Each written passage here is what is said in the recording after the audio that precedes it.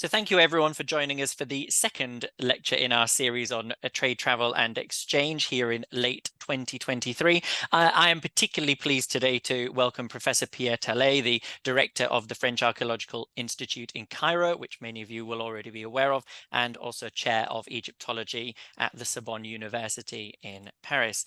Today, Professor Pierre Tallet will be talking, well, he'll be helping us, I suppose, answer one of those most asked questions for ancient Egypt. How were the pyramids built? But more accurately, I suppose, where did the stones come from, or how did the stones arrive at the building site of Giza, those three huge pyramids there. And this, of course, relates to the discovery back in 2013 by Professor Tallet and his team at the Wadi el-Jarf of the logbook of Merer on the Red Sea. So I'm particularly happy today to introduce everyone to Professor Pierre Tallet. Many thanks for joining us all the way from Cairo, and I will hand over to you. Thank you very much. I'm really pleased to talk about this subject, and I would like to thank warmly the organizer of those conference for inviting me. And I must apologize immediately for my French English. I hope that I will be understandable all the same. I am working on the Red Sea since a long time, and we started this program on the Red Sea shore in 2011. And before speaking about the papyri that were found on the place, I would like to present briefly the site itself and to give a few information about this. In fact, we have so far 3 different harbors on the Red Sea shore. The first one, which is known from a long time, is Mersa Gawasis, has been found by an Egyptian team in the 1970s. And we have found, our team have worked on 2 other harbors, Surna, which is, we start from the Old Kingdom, mid-4th dynasty, and Wadi el-Jarf. We started the work in 2011, and this place is probably the most ancient harbor on the Red Sea that we are knowing right now. This is a general view of the place with the Sinai Peninsula on the back. And in fact, this place has been settled to go to Sinai to fetch copper, most probably to feed the workers that were at that time working on the Great Pyramid project during the reign of Khufu. So we can reconstruct the track to get there from Giza, with the pyramid of Khufu being under building, going from the Nile Valley here to the place of Meidum, where there is also a pyramid of the 4th dynasty, the pyramid of Meidum, that was built by Snefu, the immediate predecessor of Khufu. And then they were crossing the desert by the Wadi Araba and to get to the Wadi el-Jarf. And from that point, they were able to cross the Gulf of Suez and to get to different mining places in Sinai, and especially the Wadi Marara, where there are reliefs from the King Khufu also. So we have this connection from Giza to the place of Wadi el-Jarf. Wadi el-Jarf is a place where what was created to feed with copper the team that were involved in the building of the Great Pyramid, and maybe also of the pyramid of the predecessor of Khufu, Snefu, in Meidum and Dashur. The place itself is a complex settlement because we have several positions that were used by the Egyptians. We have a spring nowadays inside the St. Paul Monastery. We have probably one reason why they selected this place during the antiquity. This spring is able to produce about 4 cubic meters of water every day, and so you can give water to a large group of people from this spring. We also have, of course, settlement of the Red Sea shore, and an harbor which is probably the most ancient artificial harbor on the sea that we know. You can see a view of it at low tide here. And we have anchors of the time of the 4th dynasty at the bottom of the harbor.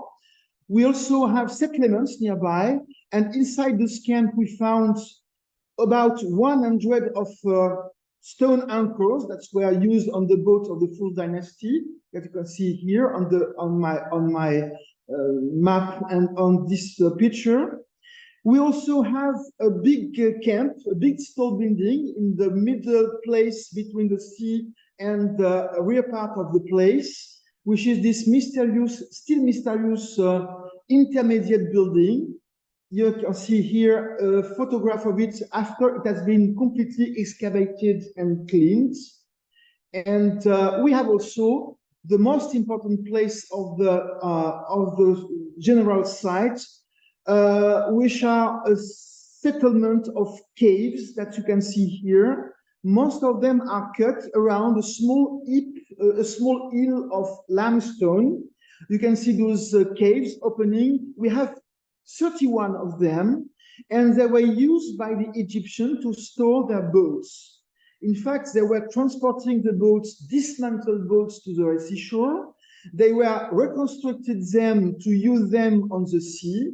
And when the expedition was done, they tried to dismantle the boat and store the goods inside the caves. So the caves is a place where we have the most important material from the time of Khufu and Khufu. Those caves were closed by big limestone blocks, like as you can see here, because what was inside was very precious. That was beams of wood, of cedar wood, that Egyptian guys from that time were importing from Lebanon, and so it was very precious for them. Just a few views of the caves themselves are very large, very long, and the wood were placed inside them. And we have found a great deal of material inside. We have found pieces of wood, ropes, we have tissues, we have tools of the everyday life also inside. But what was probably most surprising for us is to find a complete set of papyri. Most of them were buried in the system of closing system of one of the caves. They were just placed in between two big blocks of limestones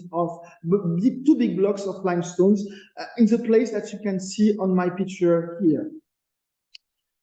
In fact, at the time of the discovery, we had several hundreds of pieces of papyri, and even we had more complete papyri like this one. This is an accounting document that was still partly rolled at the time of the discovery. I continue at the time of it was made, this discovery was in 2013, and at the end of the campaign, we had almost 70 frames of glass with fragments of papyri, and we have two different kinds of papyri.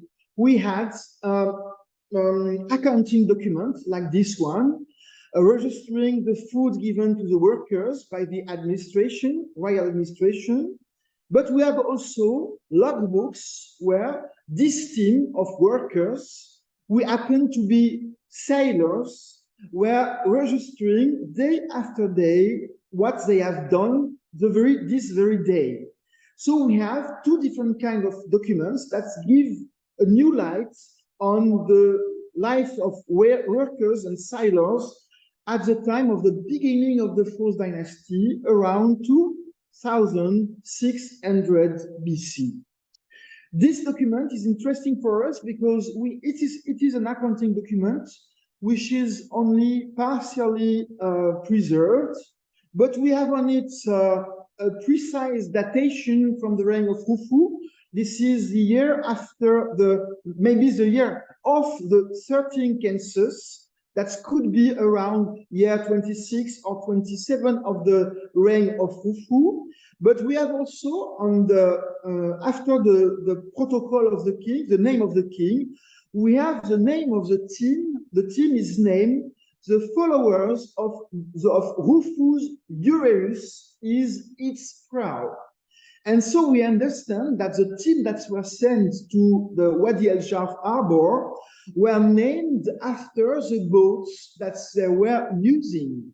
And so this team of workers is probably named after a royal emblem that was placed at the prow of a big boat from the time of Khufu. What you can see is that this team is pretty well known from the material that we have found on the site, because it also appears on dozens of big storage jars that were left by the same team at the end of the Khufu's reign. And so we have an idea of those teams. We know from all the information that we can gather, also in Wadi el-Jarf, but also nearby the pyramids, that we have teams that are counting 160 men. They are divided in 4 filets that are counting 40 men, and each fillet is itself divided in 4 sections of 10 men.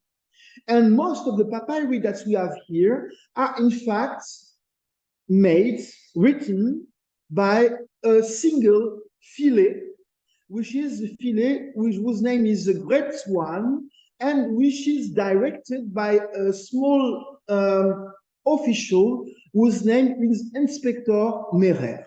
And this guy, we can follow him for about 1 full year. From the different documents that we have found in this place, at the entrance of one of the caves of the Wadi el-Jarf, we can see that we have the records of the work of this team of sailors for about 1 year. They are doing different tasks according to the time of the year.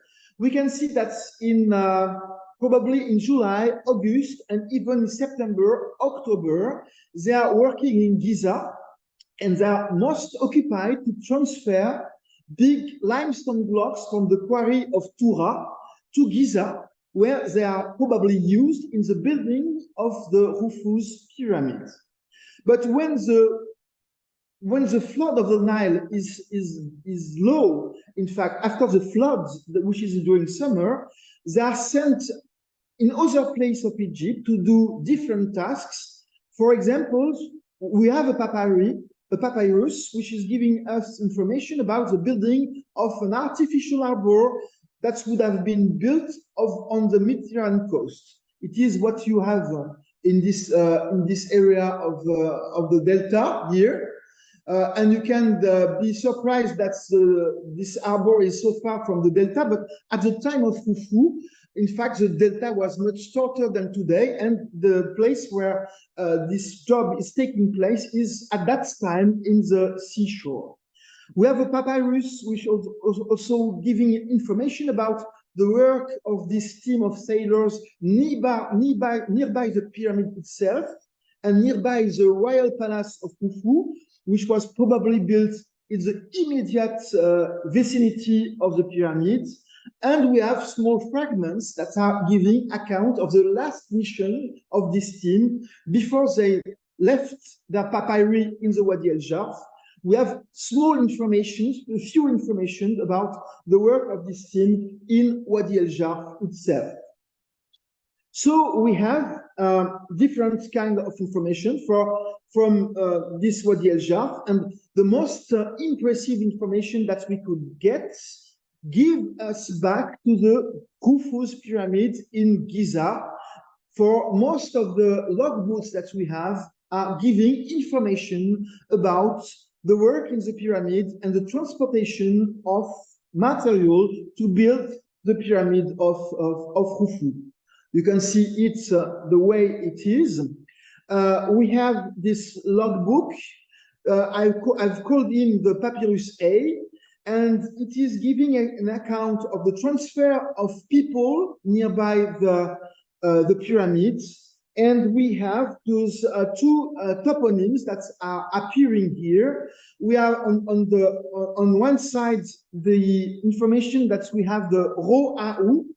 Ro'au is the ancient name of the Tura quarries, and on the other place you can distinguish the name of Archaeological Khufu, which means the horizon of Khufu, and which is the name of the funerary complex of King Khufu in Giza.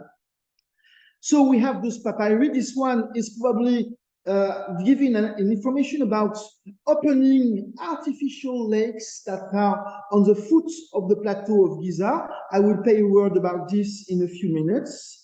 And we have the Papyrus B, whose you can see here its final reconstitution. We can follow for a time of more than 1 month the work of this team of sailors, which is bringing blocks of limestone from the quarry of Tura to the place of the pyramid of Khufu in Giza. So I can give you information about what we have in these documents. It's not all the time very exciting because it's much repetitive. And of course, this Inspector Merer is kind of eyewitness of the building of the pyramids. He could say everything about the building of the pyramid, but now he's only interested in his own job. So we only have information about transportation of blocks on the Nile to feed the work in the pyramid of Khufu. This is what we have at the very beginning of this Papyrus B. Inspector Merer spends the day with his fillet, which is a team of 40 men, hauling stone in Tura South, spends the night at Tura South. Day 26, Inspector Merer casts off with his file from Tura South, loaded with stones for Archet Khufu, spends the night in She Khufu, which is the lake of Khufu. Day 27, sets sail from She Khufu, sails toward Archet Khufu, loaded with stone, spends the night at Archet Khufu. Day 28, casts off from Archet Khufu in the morning, say upriver towards Tura South. And day 29 is beginning to do the same job, to track the stone in Tura South, place them in the boats, and when he has finished this work, he is going back to the pyramid a second time. So we can follow the movement of this small official with this team of 40 men. They are coming from those quarries of Tura that you can see on the map here, which has been used for a long time to extract big blocks of limestones, but first quality limestones that were used, for example, for the casing of the pyramids. And then they were going to the place of Giza to deliver this load of limestone blocks. Of course, at that time, the flood of the Nile was very close to the pyramid. I show you for information the old picture of the pyramids, showing that the flood of the Nile could arrive very, very close to the pyramids themselves. And you have, for example, this picture at the time of the floods. You can see that the water is not so far from the Giza plateau itself.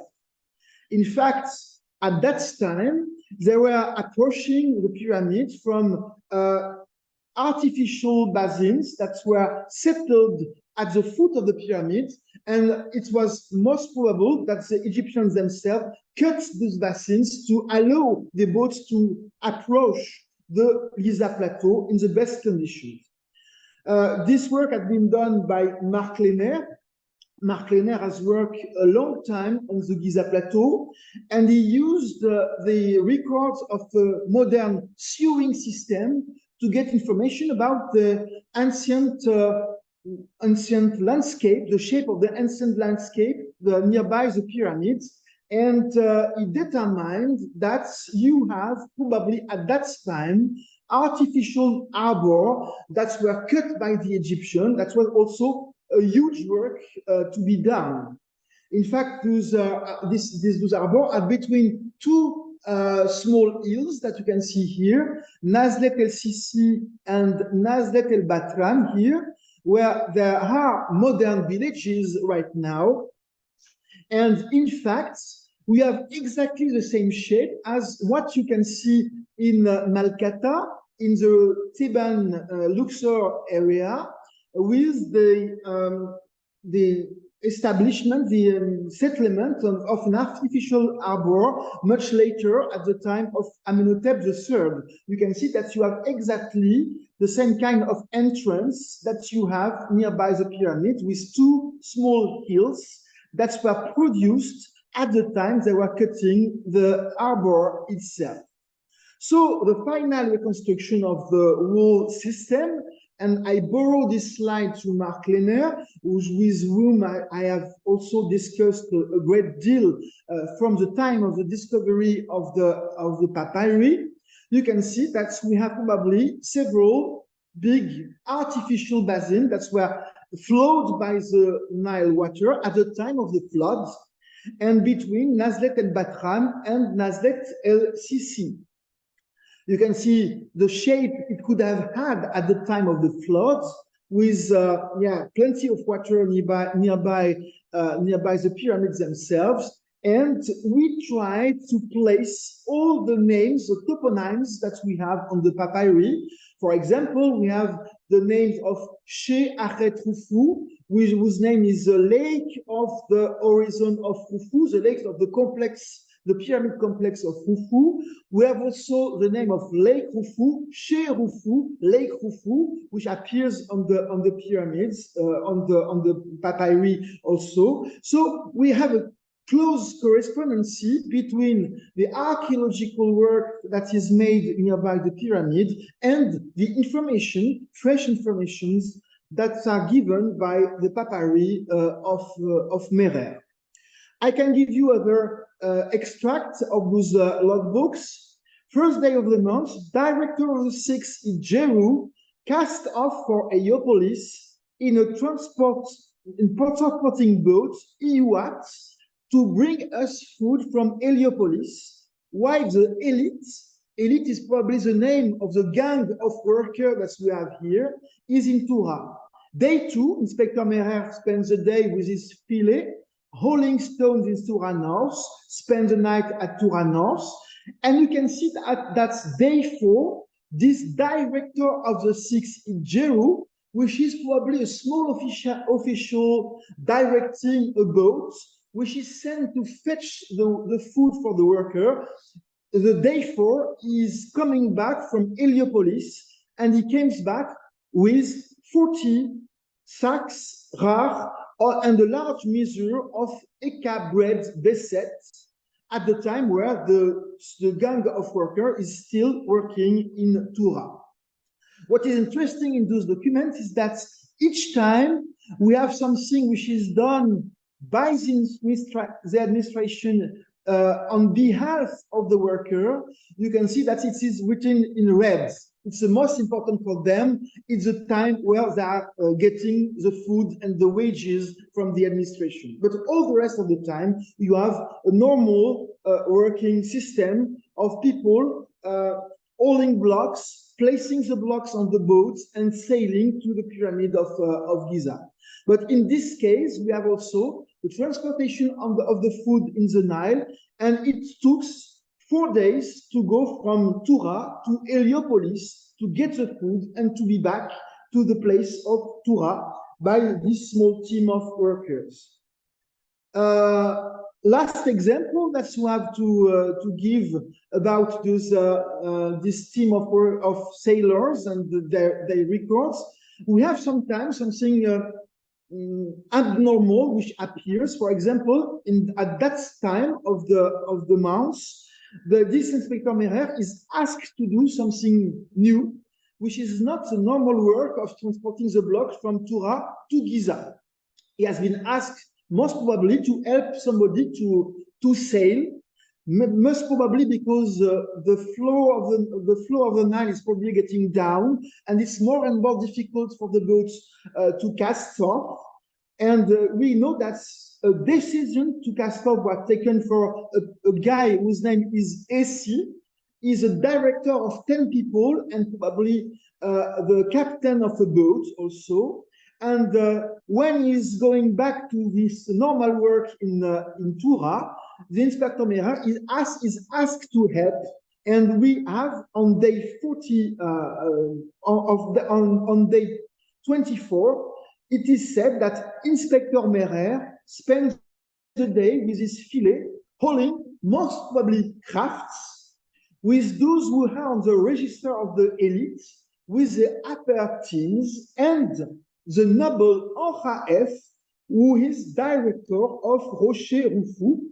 Rocher Khufu is a place which is at the entrance of the Lake Khufu, this artificial lake I've spoke about a few minutes ago. And day 25, you can see that Inspector Merer get back to Tura and is starting to get the same work again and again. So we have different information about the work of the sailors. They are engaged all the time to bring the stone to the pyramid. And we can also learn that we have also all this work is under the direct supervision of a very high official whose name is Ankhaf. It is said that he is the director of this place of Rocher Khufu, which is a kind of a control place at the entrance of the artificial lakes that you have at the foot of the pyramid. And this guy, which is known by his famous statue, which is now in the Museum of Fine Art in Boston, which has been found by Georg Reisner in Giza at the beginning of the 20th century. This guy is half brother of Khufu, probably a younger son of King Snefu, and at the time of the papyri is probably the vizier and the director of all the building project of the king. So he is directly responsible from the building of the pyramid. And it is probably the reason why he owns the bigger mastaba in the western cemetery of Giza, where is this famous statue has been found by Georg Reisner a long time ago right now. So to finish with, and I hope I have not speak too much, we can see that this place of Wadi el-Jarf has been used by sailors that were sent to different missions by the royal administration at the time of the Fourth Dynasty.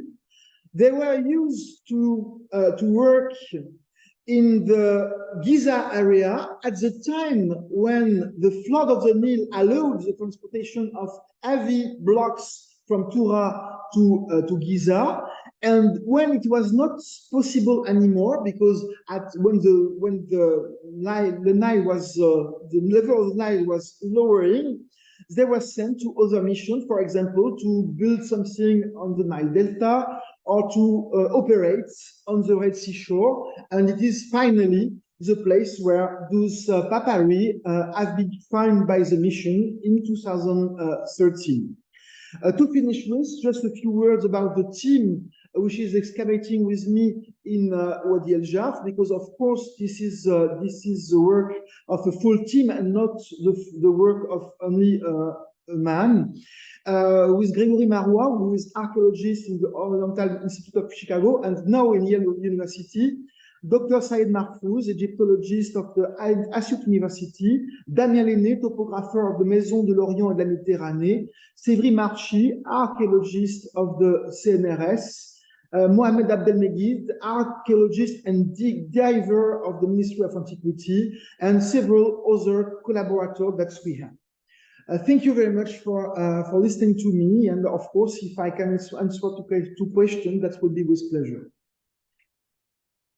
Wonderful. Thank you so much for that lecture, Professor Talley. That was absolutely fascinating. And I just put a link in the chat for anyone interested.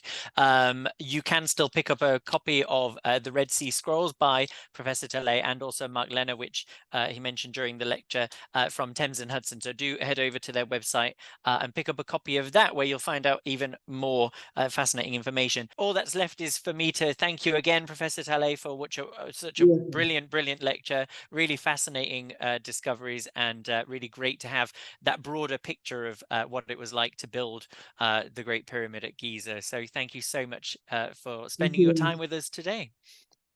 Thank you very much. And thank you very much, everyone, for joining us in the chat, for joining us for this lecture. I hope that if you're watching this back on YouTube, you've also enjoyed it. Do check out our website where you'll find details of our lectures coming up. But in the meantime, take care and bye for now. Thanks, everyone. Yeah.